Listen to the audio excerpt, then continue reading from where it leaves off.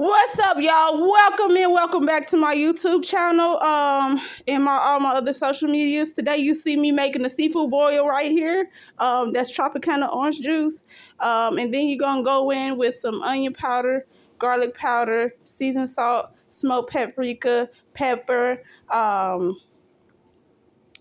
then you're gonna go in with some Creole seasoning, some slap your mama, and some La Dash seasoning, as well as some Sazon.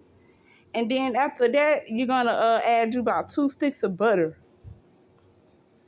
And see, you're going to, after adding those 2 sticks of butter, you're going to wait till it starts to boil. And then you're going to add you some flour.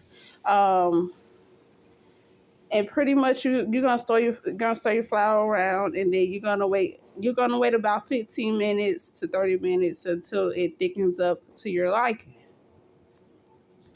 Once it thickens up to your liking, you're going to go in with your crawfish, right?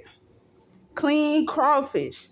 You're going to go in with your crawfish. You're going to let those boil for about 10 to 15 minutes. Then that's when you're going to add your sausage. You're going to let that boil with the crawfish for about, again, another 15 minutes. And then you're going to go in with your potatoes and you're going to go in with your potatoes and your shrimp and your eggs and your corn. And then you're going to let that sit there. You're going to let that sit in the pot all together for about 3.5 hours. 3.5 more hours. Y'all know what I'm trying to say. All together, this whole thing gonna take about 4 hours. Yeah. So pretty much that was just me explaining the process of, making the seafood boil. Right here, as you see on the screen, I'm still on the part of making the sauce. I've added the orange juice and the seasonings, and I'm adding the butter, as you see here on the screen, as well as some salt. And right here, this is where you see it thickening up at. That's where I added the crawfish in. This is what I'm talking about. And when you add everything in, do not add it all together. Add it one at a time. Pretty much just so everything can get some room. And right here is where you see me cutting up the potatoes before I even add it to the seafood boil. And yes, pretty much right here, I'm just trying to get my potato pieces, kind of fine, kind of finely cut up. Not too big, not too small, just the right size. And also, when you doing a seafood boil, and when it comes to your potatoes,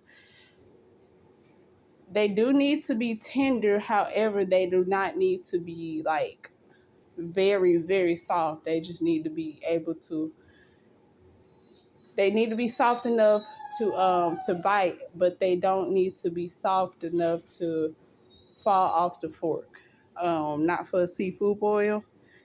Now, when it comes to other recipes like a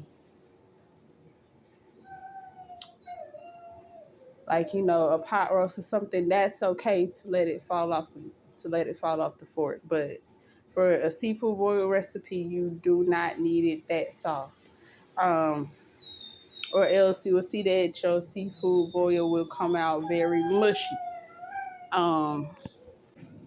That's my dog in the background. But we gonna try to keep the video going. I am not gonna do another voiceover. I am sick of doing voiceovers for this video. Anyways, we're gonna continue. Look, this is the product after adding the sausage, the sausage and everything together. Then you're gonna go in and you're gonna saute you some onions.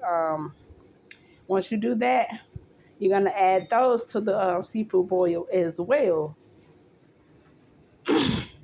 And pretty much just season your onions just like you would the seafood boil with the same seasonings that you use for the seafood boil. Um, yeah, pretty much just season everything throughout, but do not season it heavily. Season everything throughout, but do not season it heavily. And this is how everything should be once you add your onions. Um, Others would suggest adding bell pepper and everything else, but I don't suggest doing that because I feel like it's just the right flavor with this recipe. Um, and yeah, that's the finished product. And like, comment, and subscribe to my YouTube channel and follow all of the social medias. Bye.